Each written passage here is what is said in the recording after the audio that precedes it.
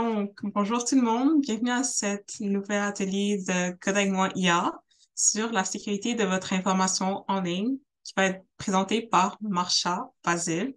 Cet atelier est dans le cadre du mois numérique jeunesse. Euh, donc, on espère que vous avez passé une bonne soirée avec nous.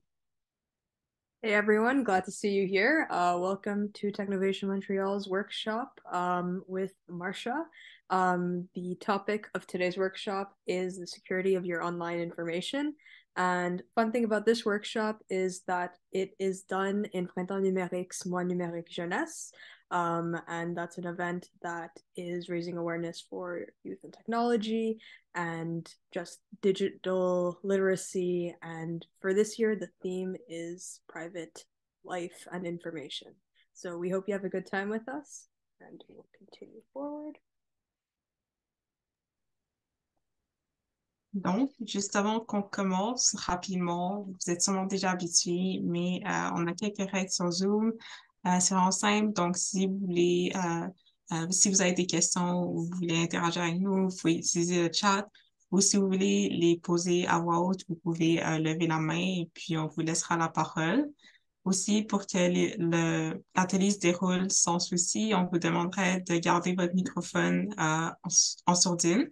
Et on vous invite aussi à ouvrir votre caméra si vous voulez, en sachant que l'atelier va être enregistré par contre.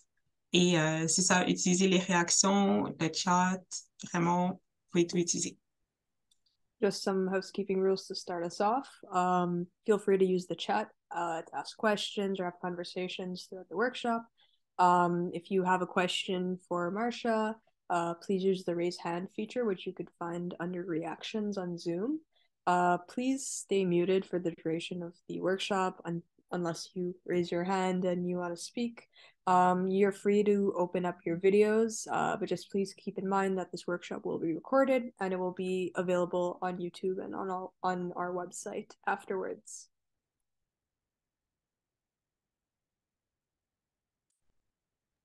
Donc, cet atelier est présenté par Technovation Montréal qui offre un programme pour les jeunes filles pour leur permettre de créer une application mobile en créant une entreprise derrière, donc ils développent leur sens de l'entrepreneuriat aussi.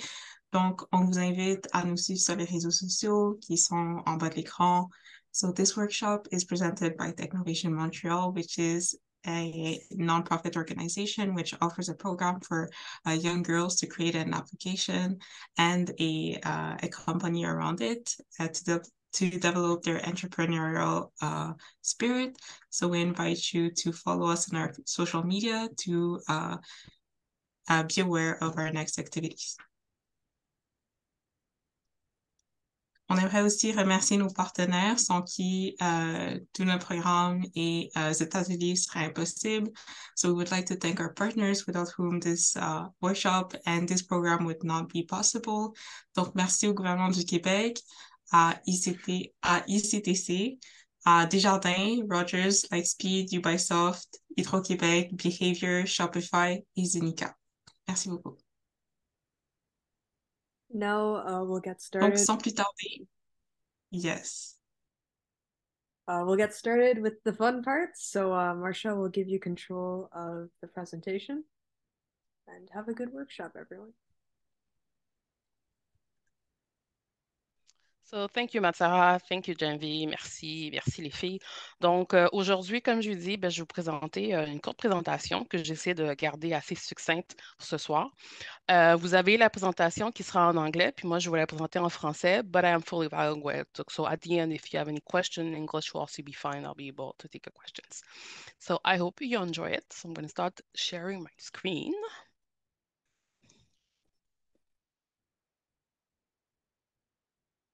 So tell me when you see it.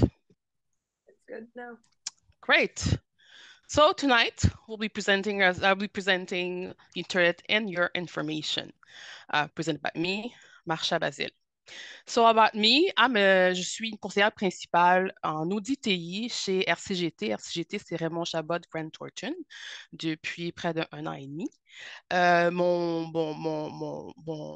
Mon parcours, c'est que j'ai gradué en comptabilité, donc j'ai un bac en comptabilité, administration des affaires aussi, si je veux rentrer dans le langage plus courant.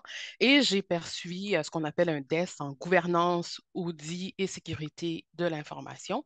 Et si tout se passe bien, je devrais obtenir ma maîtrise éventuellement en 2023, mais bon, c'est ce qu'on a. Donc, c'est un peu mon profil. J'ai travaillé autant dans le domaine de la comptabilité et plus tard, j'ai fait le virage vers la sécurité des TI. Ce que mon travail fait en sorte, c'est que, grosso modo, j'audite, je regarde les contrôles qui sont en place, qui tournent tout autour de la technologie dans les organisations. Et on émet des recommandations ou on fait des constatations, tout simplement. Donc, ce soir, mais ça va être très simple. On va couvrir 3 points. Donc, premièrement, on va voir est-ce que votre information est sécuritaire sur Internet. 2, quelles sont les responsabilités des entreprises par rapport à ça? On a beaucoup entendu des brèches de données, des incidents de cybersécurité.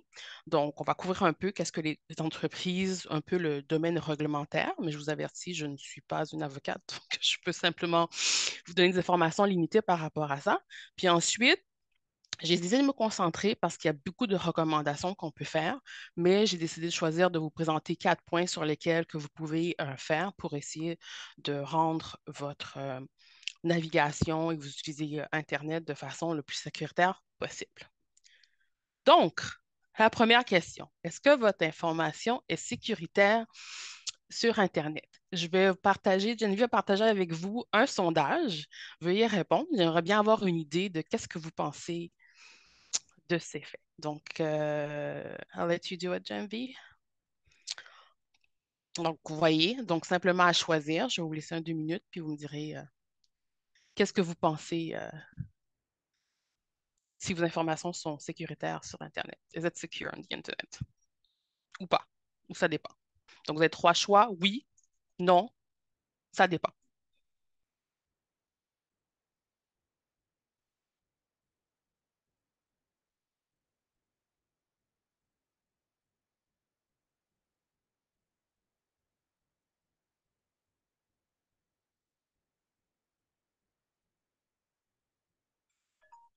Oh, I'm sorry about that.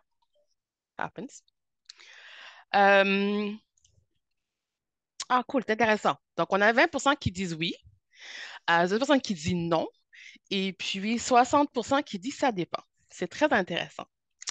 Ma réponse, c'est, oups, non.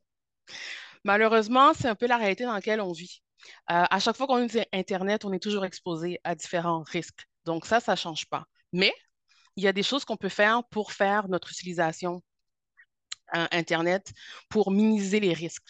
Ça dépend aussi de notre comportement. Ce n'est pas juste la technologie, mais nous aussi, il y a quelque chose qu'on peut faire aussi avec les informations qu'on décide de partager, comment on décide de sauvegarder ces informations-là aussi, ou ce qu'on peut s'assurer de faire une utilisation sécuritaire. Donc, je vous montre ça. Donc, là, je vais vous parler un peu justement du côté des entreprises, mais je vais commencer avec une histoire. L'autre jour, j'adore lire, en fait. Puis moi, je suis une génération aussi que j'aime encore les livres électroniques, c'est extraordinaire, mais j'aime encore acheter un livre papier que je peux feuilleter et tout ça. Donc, je vais sur Indigo et là, je me dis, parce que souvent, je vais aller sur le site d'Indigo, je vais me dire, bon, écoute, je veux voir un livre, il est combien? Est-ce qu'il est disponible à succursale? Ce qui est vraiment génial sur Internet qu'on peut faire maintenant, donc pas se déplacer pour rien, pour savoir s'il est en stock, on peut même réserver en ligne, on peut même payer en ligne, le réserver, aller le chercher, le faire livrer, bref, vous savez comment ça fonctionne. Et là, je me rends là l'autre jour, puis là, je me rends compte, oups, ils ont eu un incident de cybersécurité. Ça veut dire quoi? Avec les jours qu'ils ont évolué, on a entendu que ça ne touchait pas nécessairement les données personnelles des clients, mais ça a eu quand même comme conséquence que tous les magasins, tout le site web, toutes les transactions faites de façon électronique, même en magasin, étaient suspendues. Donc, la seule façon de pouvoir acheter un livre chez Indigo, c'était de se rendre sur place et de payer en argent comptant. Pourquoi je vous parle ça?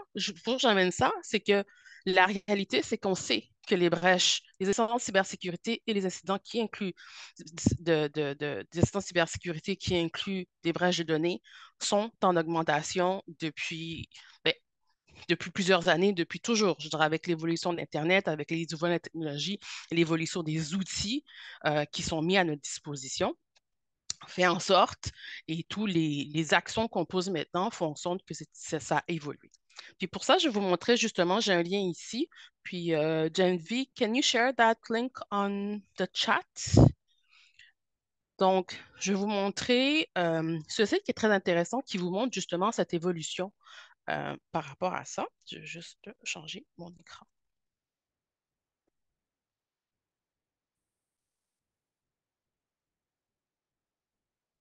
Donc, si vous voyez ici, ça prend un peu de temps de loader. Comme ça, vous pourrez aller le voir aussi si ça vous intéresse. C'est qu'on voit, à partir de 2004, chacune des bulles représente l'ampleur et les entreprises qui ont été touchées, les organisations, je veux dire, parce que ce n'est pas juste les entreprises, ça contient des organismes à non pratique, ça contient des gouvernements. Donc, à ce moment, vous voyez, et sur chaque bulle que vous touchez, vous pouvez avoir les informations, les détails, l'impact, qu'est-ce qui s'est passé. Donc, on voit qu'en 2004-2005, bon, de mon point de vue, ça va l'air beaucoup. Puis au fur et à mesure qu'on évolue, puis on monte en haut, à ce moment-là, ben là, on voit qu'il y a plusieurs, ça a vraiment allé augmentant jusqu'à 2022. Puis bon, vous recommencez des noms que vous reconnaissez, Facebook, Microsoft, Facebook plus d'une fois. Donc, ça touche tout le monde, Twitter. Donc, ça touche vraiment tout ça. Donc, les entreprises ne sont vraiment pas euh, à l'abri d'une brèche de sécurité ou d'un incident de cybersécurité. Et plus bas, si ça vous intéresse toujours, ben là, vous pouvez voir aussi les brèches de sécurité par la sensibilité des informations. Puis je vais vous parler un petit peu de sensibilité des informations un peu plus loin dans ma présentation. Donc là aussi, c'est le même principe. Donc, vous pouvez aller voir justement qu'est-ce qui a touché. Comme ici, vous voyez que toutes les entreprises qui ont été touchées, par exemple, tout ce qui était leur courriel, les performances comme le mot de passe, les titres de paiement, etc. Donc c'est ce point-là. Ensuite, par la suite, donc ça couvre ce point. Ce qui m'amène à vous dire, c'est qu'il y a vraiment, le 28 janvier dernier, il y avait la journée des données personnelles. Et à ma connaissance, quand je suis allée fouiller, j'étais assez étonnée. C'est que cette convention-là a été signée en 1981.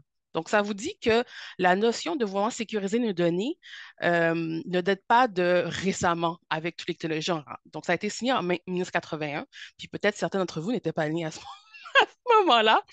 Mais donc, ça s'appelle ça la Convention 108, si ça m'intéresse de trouver ça. Donc, c'était vraiment le premier traité international qui adressait cette réalité de vie privée puis de protection des données. Puis, dans les années les plus récentes, comme au Canada, ils ont décidé de vraiment en faire une semaine complète pour essayer justement d'en faire une plus grande sensibilisation. Donc, ils vont faire des activités. Puis, comme en ce moment, le printemps numérique, on n'est pas très loin justement de cette semaine, où ce que justement pour sensibiliser ben, le grand public et tout le monde par rapport à cette réalité. Puis, comme vous savez, quand vous travaillez à l'intérieur d'une organisation où vous allez à l'école, etc., je ne sais pas si ça vous sonne une cloche, mais de plus en plus, on vous demande de signer tout ce qui est une utilisation acceptable des technologies et tout ça. Tout ça, ça régit à l'intérieur de l'organisation pour vous aider ben, pour vous faire prendre conscience d'abord, vous dire qu'est-ce que vous pouvez faire et ne pas faire, mais tout ça, c'est vraiment dans le but de réduire le risque par rapport à ça. Donc là, comme j'avais parlé justement de la journée de la protection des données personnelles, je voulais faire très vaguement, puis c'est moins mon champ d'expertise, mais je voulais parler un peu de tout ce qui se fait au niveau de loi. Quelles sont les responsabilités des organisations? Parce que les organisations, oui, elles ont des choses à faire. Ça ne veut pas dire que parce qu'elles ont des sécurités qu'elles ne faisaient rien, mais elles ont des obligations par rapport à ça. Je pense que vous avez assez parlé vraiment du GDPR qui est en Europe. Donc ça, qui couvre, qui protège justement les citoyens européens, peu importe où ils sont dans le monde, en fait. Donc, ici, même s'ils sont au Canada, ils sont quand même protégés par ce qui régit GDPR.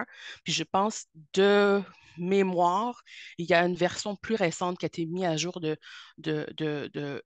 ces normes-là et de lois, que je dirais, mais en 2017 ou 2018, je ne sais plus. Ensuite, au niveau du Canada, on a ce qui est les PIPEDA, ça, c'est un acte qui a été fait, mais il y a aussi dans les tranches, on parle qu'il y a une loi possible fédérale qui va arriver aussi, qui serait un peu plus substantielle que le que PIPEDA qui se rapproche un peu plus du GDPR parce que ces lois-là ne sont pas exactement une, une copie collée de l'un de l'autre. Et plus récemment, si vous avez écouté un petit peu les médias et tout ça, les incidents de cybersécurité, il y a la loi 24 qui est apparue au niveau du Québec depuis quelques mois, qui va rentrer en vigueur dans quelques temps. Donc, les entreprises ont un moment justement de s'y reconfirmer. Et ça, c'est toute organisation, peu importe la taille, peu importe ça, que tout le monde a une responsabilité de s'assurer que les informations qu'ils connectent sur vous, en fait, que ce soit pour faire leurs affaires ou à titre d'information, mais qu'ils ont des obligations pour s'assurer que ces informations-là sont prises et si elles sont gardées, conservées à l'intérieur de l'organisation, tout ça est fait de façon sécuritaire jusqu'à la destruction de ces informations-là. Ce qui m'amène à vous montrer un peu ben, le type de données qui arrivent à être compromises. Et celui qui vient en haut de la liste, souvent, c'est les noms. Ensuite, vous avez les numéros d'assurance sociale, date de naissance, adresse et tout ça. Donc, je vous laisse regarder un peu, mais bon, c'est une information qui est assez courante. Donc, vous savez que toutes ces informations-là aussi, si ça se retrouve dans les mains des personnes qui sont pas de très bonnes intentions, mais ça, malheureusement, cause des dégâts. Et ce qui m'amène à vous parler du PII, Personal Indifferent Information, en français, c'est information personnelle identifiable. Ce n'est pas juste une information comme votre nom qui vous identifie. Ça peut être aussi une combinaison des informations qui vous identifient également. Donc, par exemple, si je reviens à la présentation, à la slide d'avant, ben, par exemple, le nom. Il y a plusieurs personnes qui peuvent avoir le même nom. Mais si mis ça avec l'adresse, par exemple, le numéro de compte, ça permet quand même de vous identifier vous-même. Donc, c'est les deux cas. Donc, ce n'est pas juste d'avoir une information qui identifie, ça peut être une combinaison d'informations aussi qui vous permet d'identifier. Puis quand on fait les transactions, ben, souvent, on met une combinaison d'informations qui est capable de nous identifier en tant qu'individu. Donc, c'est pour ça que je voulais faire, vous donner un peu cette notion-là qui n'est pas justement réduite à une information, mais ça peut être un ensemble d'informations par rapport à ça. Qu'est-ce que nous, on peut faire? Bien, il y a des choses qu'on peut faire pour minimiser les risques. Et ça, c'est la partie, je pense, qui nous intéresse un peu plus sur ce qu'on peut faire. Je me suis désolée à vous donner 4 points, puis je vais vous montrer, on va faire un petit test tout à l'heure. Qu'est-ce qu'on peut faire? Utiliser un mot de passe complexe. Puis vous allez comprendre un peu si vous êtes moins familier avec le terme. Mais pour utiliser un mot de passe complexe, ben, je vais vous laisser voir ça. Fait que vous pouvez utiliser, par exemple, aussi également ce qu'on appelle un gestionnaire de mots de passe. Le gestionnaire de mots de passe, ça répond à une chose, puis je suis sûre que vous l'avez tous expérimenté, un phénomène qu'on appelle la fatigue du mot de passe. On a tellement de sites sur lesquels on est inscrit, puis il faut essayer de se rappeler de ces mots de passe, ou on les écrit hein, sur un fichier Word, on l'écrit sur un PowerPoint, sur excusez-moi, un post-it et des choses comme ça parce qu'on veut s'en souvenir. Mais ce ne sont pas des façons sécuritaires de mot de passe. Et aussi, l'autre élément de la fatigue du mot de passe, c'est que, ben, on va se dire, ben, écoute, j'ai utilisé ce mot de passe-là pour site web, puis on va utiliser ce mot de passe sur tous les autres sites web. Donc, à ce moment-là, on se dit, bon, ben, au moins, je veux m'en souvenir. Donc, les gestionnaires de mots de passe, il y en a qui sont gratuits avec certaines limitations. Il y en a d'autres qui sont payants aussi. Donc, il y a toutes sortes de produits qui étaient avant souvent disponibles seulement pour les organisations et maintenant qui sont disponibles également pour les personnes, pour leur utilisation personnelle, tels que les VPN également aussi, si vous êtes familier avec ça. Donc, ça répond à ça. Et là, ça m'amène à l'autre point. Puis, Genvi, est-ce que tu peux partager le mot de passe? On va faire un petit test. C'est un site où ce que vous pouvez aller tester des mots de passe. Je ne vous conseille pas de mettre votre mot de passe, honnêtement, mais ça vous permet de pouvoir aller tester, créer un mot de passe et vous pouvez voir, je vais vous partager mon propre écran dès que je peux le retrouver moi-même. Parfait. Donc, ça serait ce site-là ici.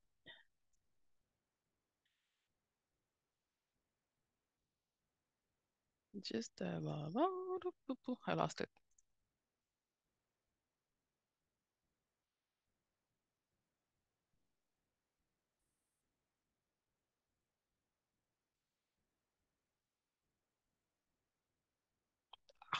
Donc, c'est ça que je voulais faire. Voilà.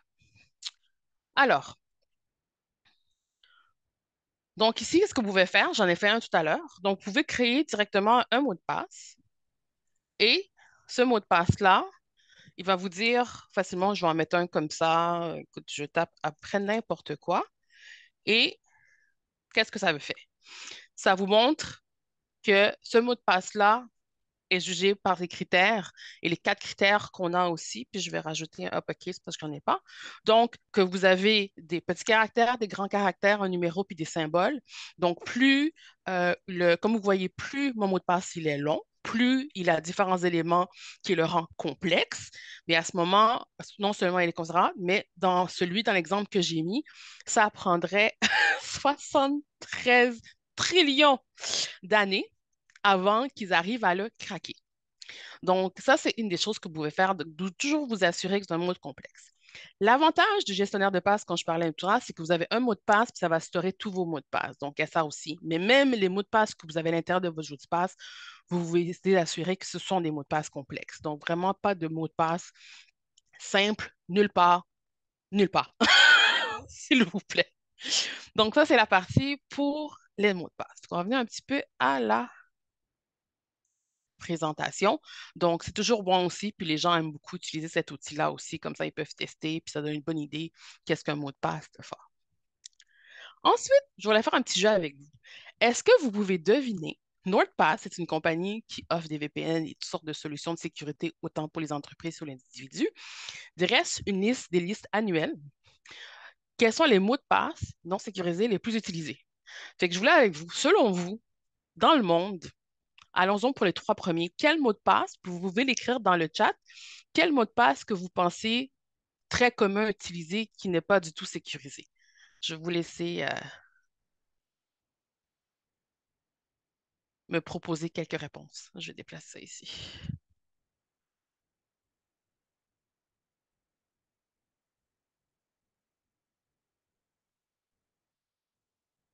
Oui, en effet, j'ai vu quelques réponses ici. Bon, je vais les dire parce que l'endroit password 1, 2, 3, soleil 1, 2, 3, password 1, 2, 3, QWERTY, oui, j'ai vu ça.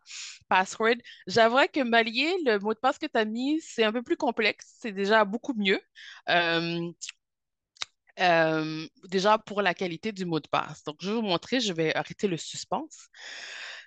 Pour toutes les années qui a été les pays dans le monde qui ont été répayés par NordVPN en 2022, le numéro 1 qui rapporte la palme, c'est Password.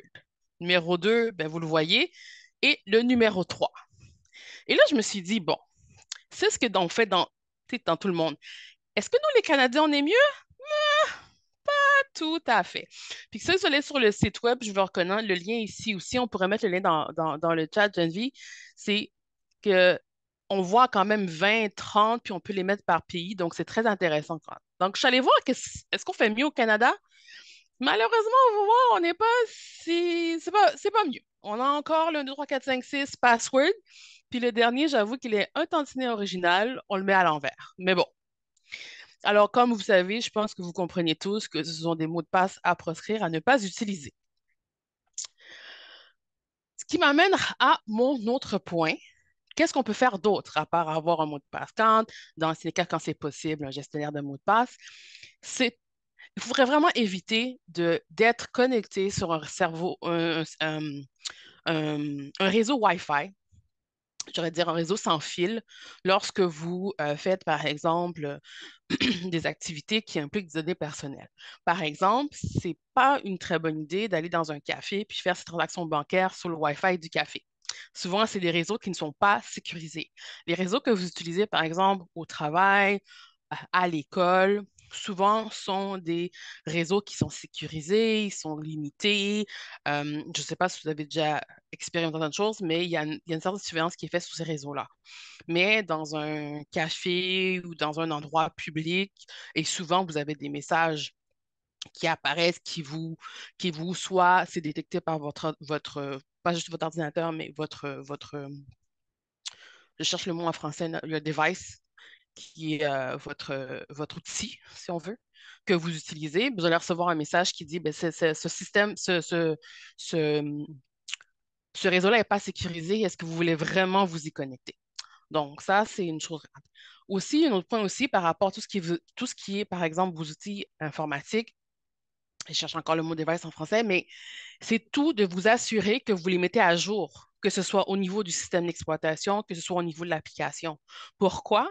Parce qu'il y a toujours euh, des patchs de sécurité, des éléments de sécurité qui sont souvent mis dans cette nouvelle version. Donc, ce n'est pas nécessairement une nouvelle version, mais souvent, ça veut dire, ben, des fois, quand vous allez voir les descriptifs de ce qu'ils veulent installer, ça va être écrit, ben, nouvelle correction de sécurité pour pallier à tel problème et tel problème. Ça, c'est souvent, je pense que les gens, on rencontre souvent ce message-là, surtout sur les systèmes Apple, par exemple, sur les outils Apple. Mais c'est important aussi de mettre vraiment, justement, ces informations à jour. Le dernier, mais je dirais non le moindre, dont je voulais adresser aujourd'hui. Puis pour celui-là, je veux vous montrer une vidéo par rapport à ça, mais c'est d'éviter de partager des informations personnelles. Puis quand je parle des informations personnelles, je vais aller plus loin que les informations dont on a parlé plus tôt. C'est pas juste les informations par rapport à notre nom aussi, notre adresse, mais ça peut être vraiment sur qui on est. Et là, sans tout tarder, une image vaut mille mots. Donc, je vais partager la vidéo et je vais vous laisser juger par vous-même. Donnez-moi juste un petit moment.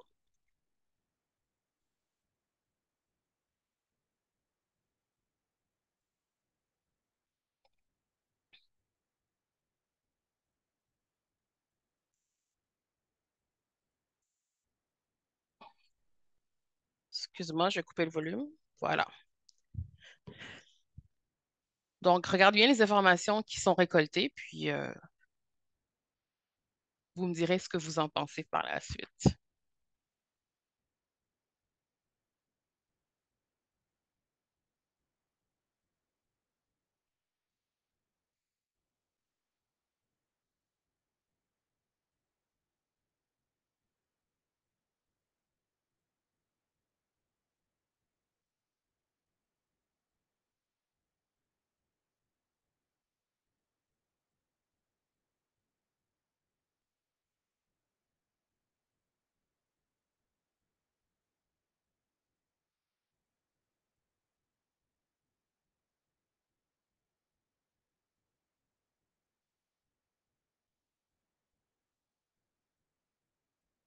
Donc, je pense que c'est une formation je pense que le vidéo parle de lui-même aussi. Et en préparant cette présentation, on faisait un peu aussi une référence au film Home Alone ou Maman, j'ai raté l'avion en version française, où ce qu'on voit justement des voleurs qui regardent dans le quartier pour repérer les personnes qui vont partir en vacances et décider que c'est ces endroits-là, par exemple, qui vont voler. Fait que si c'était capable de faire ça sans la technologie, fait qu'imaginez maintenant. Et c'est dans le cadre de mes études, j'ai justement un de mes professeurs qui nous avait raconté une telle histoire où ce que des gens justement mettaient sur les réseaux sociaux qu'ils partaient en vacances et pendant le temps qu'ils étaient en vacances, ben, ils ont été victimes de cambriolage.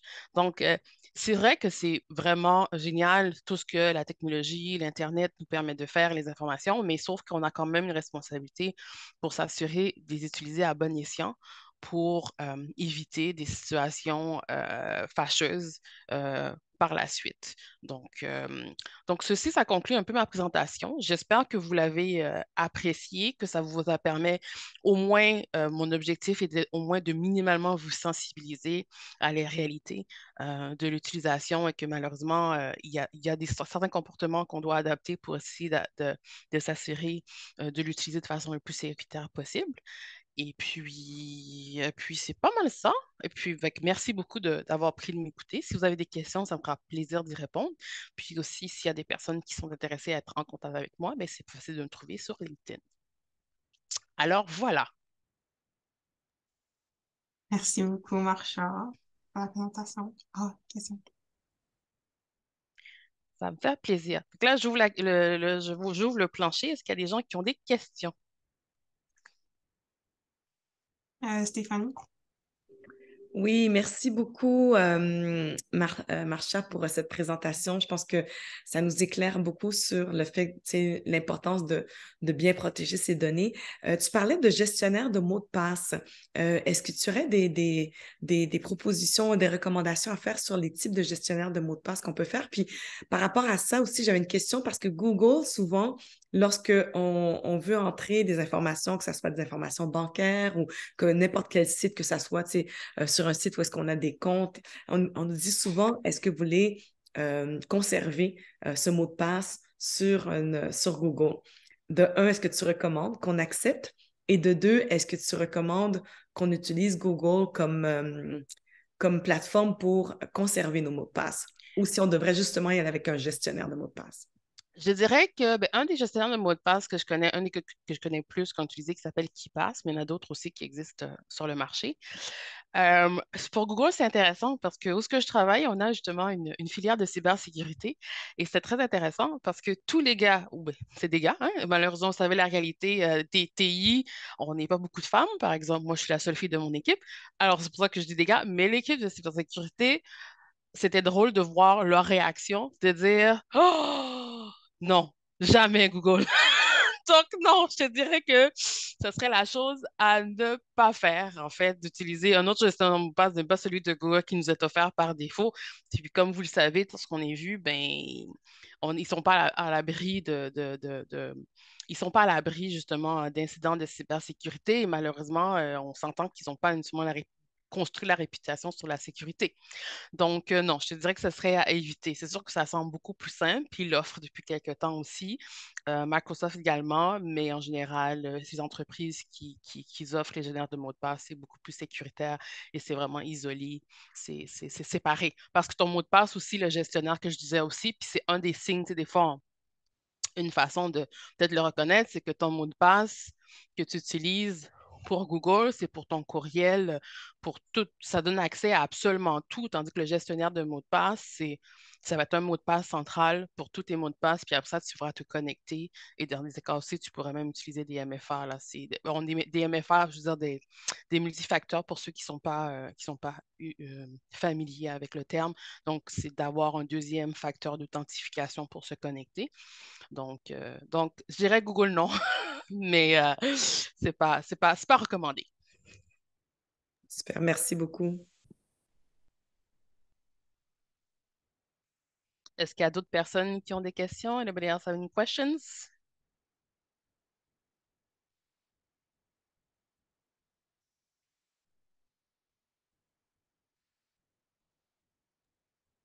Sinon, moi, je vais y aller peut-être avec une autre question. Oui. Dans la vidéo, on montre que les personnes bon, qui ont mis leur nom, puis évidemment, qui vont présenter ah, j'ai complété un certificat, donc il peut se retrouver des informations comme la date de naissance. C'est souvent, les gens, on va annoncer c'est leur date d'anniversaire, que ce soit sur Facebook, sur LinkedIn. Est-ce que c'est pas dangereux de mettre sa date de naissance parce que la plupart des comptes, surtout les médias sociaux, demandent une date d'anniversaire pour pouvoir avoir accès à ces services-là. De un, donc, est-ce qu'on devrait faire ça? Puis aussi, bon, c'est sûr que dans un cadre professionnel, si on utilise LinkedIn, on met notre vrai nom, mais est-ce qu'on devrait justement créer pas un faux nom, mais sinon modifier son nom pour peut-être faire en sorte que on minimise les chances ou les risques de se faire hacker, disons. Changer le nom, je ne suis pas certaine que ça minimise le risque aussi, parce qu'il y a d'autres façons, tu veux dire, avec les technologies avancées, malheureusement, les hackers ont beaucoup de façons de pouvoir aller te localiser de d'autres façons. Donc, c'est sûr que de changer de nom, je ne sais pas si ça a vraiment un impact. C'est certain qu'on utilise nos vrais noms et tout ça, mais dans la vie de tous les jours, on l'a toujours fait aussi. Je veux dire, dans le temps que je veux dire une autre période, on remplissait notre nom, notre date de naissance, ces choses-là sur des papiers qui n'étaient pas toujours bien sauvegardés, tout ça. Donc, je te dirais que pour cette information-là, le risque a toujours été là. L'éliminer, je te dirais que c'est beaucoup plus difficile. C'est sûr que on veut s'assurer de diffuser l'information euh, c'est une bonne question parce que oui, les plateformes demandent aussi, parce que toutes les plateformes demandent d'avoir, par exemple, 18 ans avant de s'inscrire et tout ça. Donc, avec la date de naissance, oui, c'est une réalité, mais je dirais ce qui est beaucoup plus inquiétant, c'est justement, comme on a vu, la fille qui sont ensemble, puis on met le numéro de carte de crédit. Alors, quand tu as le nom, la date de naissance, puis la carte de crédit, ben là, c'est une bonne combinaison pour qu'il se passe des choses. C'est comme si notre courriel aussi, également. Donc, c'est vraiment ça qui met la différence. Mais le courriel en tant que tel, lui, c'est pas considéré comme une information personnelle. D'autres, puis l'autre, c'est l'utilisation qu'on en fait aussi. Donc, de juste déclarer que c'est ton anniversaire, c'est une chose, mais par exemple, je t'envoie un message, puis tu mets, par exemple, ton anniversaire puis ton numéro de carte de crédit dans un courriel, ça prospère aussi. On ne partage pas, on évite de partager des informations personnelles à travers nos courriels aussi, parce que comme, je ne sais pas si vous savez, mais ce qu'on met dans nos courriels, c'est souvent une Google Gmail, Outlook et tout ça. Ces informations-là sont scannés avec de l'IA pour essayer d'identifier. Puis des fois, vous voyez, ça vient en vous offrant une réponse. Donc, je te dirais que c'est une bonne question parce qu'on a toujours utilisé aussi dans nos façons de gérer notre information, que ce soit à travers le monde, comme utilisant notre nom et notre date de naissance pour nous identifier ou comme contrôle pour s'assurer qu'on est cette personne-là, ainsi de suite. Donc, je te dirais, cette information a toujours été là, elle sera toujours.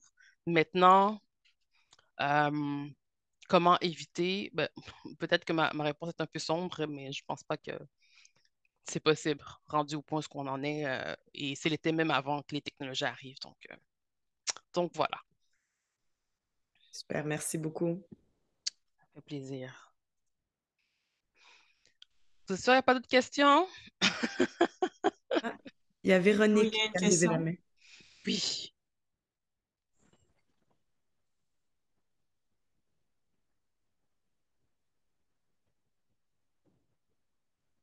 Véronique, je pense que tu peux poser ta question.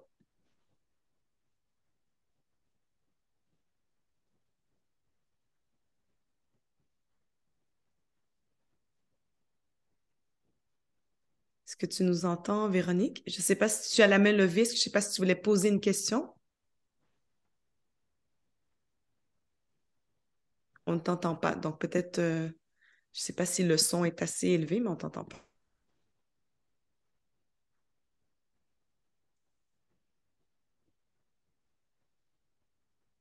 Peut-être que tu pourrais écrire la question dans le chat, Véronique?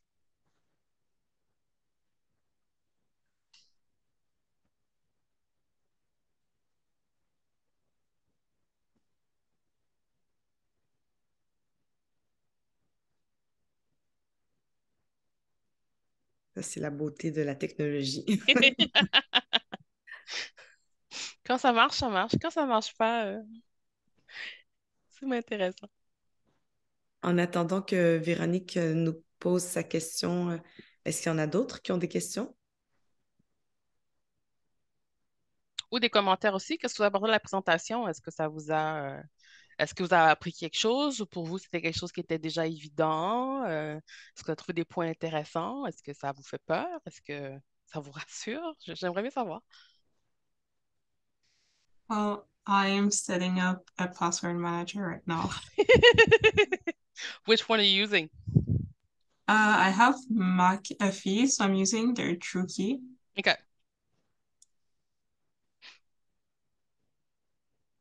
Oh, that's great.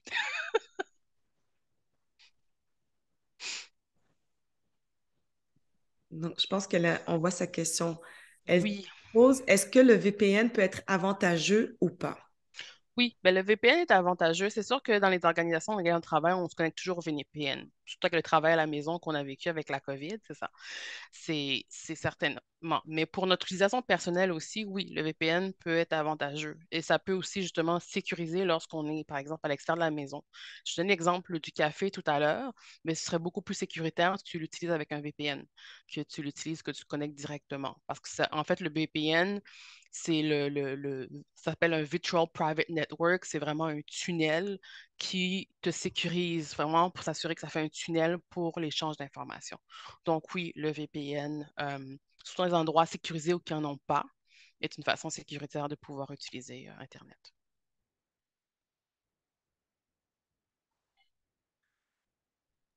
J'aurais peut-être une autre question. Beaucoup de gens disent qu'on ne devrait pas utiliser Google ou Google Chrome comme serveur ou pas serveur, pardon, comme moteur de recherche, je pense, ou moteur de navigation plutôt. Et qu'il y en a qui vont utiliser d'autres moteurs de navigation pour justement minimiser, tu sais, le fait des cookies, donc tu sais, les témoins qui nous suivent. Est-ce que, selon toi, c'est une bonne chose? Est-ce qu'il y a d'autres alternatives donc on devrait utiliser plutôt que Google, Google Chrome ou je ne sais pas, il y a Safari, il y a Bing. Mais tu sais, donc, c'est pour si on veut limiter justement le fait que tu sais, on collecte des données ou des informations sur nos habitudes sur Internet. Ben, j'avoue que je suis beaucoup moins familière à ce côté-là. Puis une chose que ça me rappelle, par contre, c'est que je me souviens, j'avais fait, par exemple, une formation en école de cybersécurité à l'Université de Sherbrooke. Et on parlait, par exemple, je parlais un peu plus tôt du GDPR. Et le GDPR couvre quelque chose par rapport justement aux cookies. Qu'est-ce qui s'attend? Je ne sais pas si vous avez vu quand vous allez sur des sites beaucoup plus récemment et ça vous demande de dire ben, quel genre de cookies vous, vous acceptez d'utiliser. Est-ce que vous voulez utiliser des cookies ou pas? Est-ce que vous utilisez seulement les cookies qui sont nécessairement nécessaires à la navigation ou vous êtes correct si on installe tous les cookies? Donc ça, c'est une des choses que le GDPR essaie d'assumer, mais je te dirais que ça dépend d'un point de vue. Moi, pour faire un utilisateur dans ma vie de tous les jours, oui, j'utilise Google. Du point de vue, je dirais, de mes amis très, très, très coupés cybersécurité, c'est non.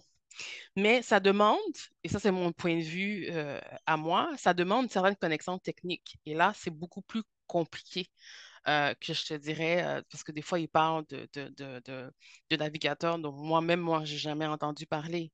Mais la réalité, c'est que la majorité des gens l'utilisent, c'est ce qui est disponible, c'est ce qui leur est accessible.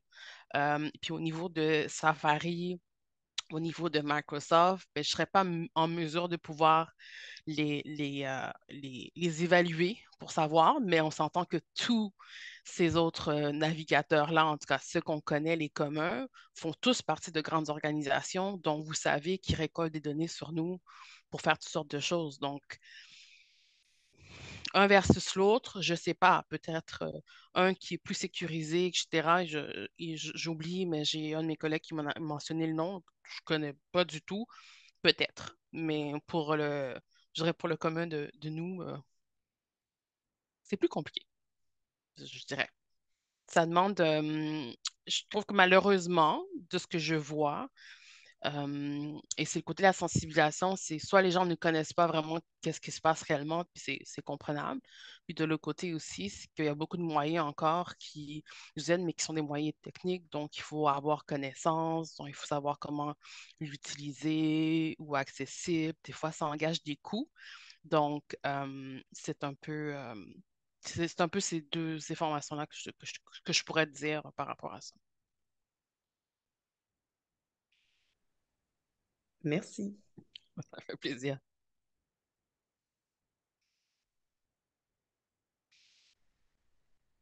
Ah, puis je veux savoir, ah oui, est-ce que Véronique, on a répondu à ta question? Je j'ai pas vérifié si si ça te convenait ou tu avais autre chose que tu voulais demander.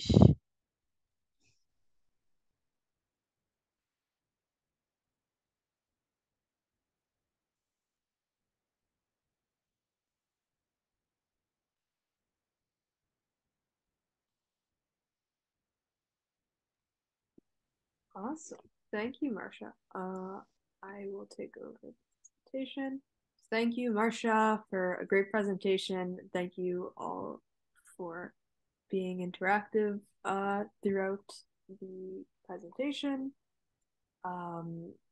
Just to let you know, Technovation Montreal holds other standalone workshops, especially with the Code With Me AI series, where we host different professionals in AI and data science nearly every month, and they come in and give us a talk about their special area of interest or research.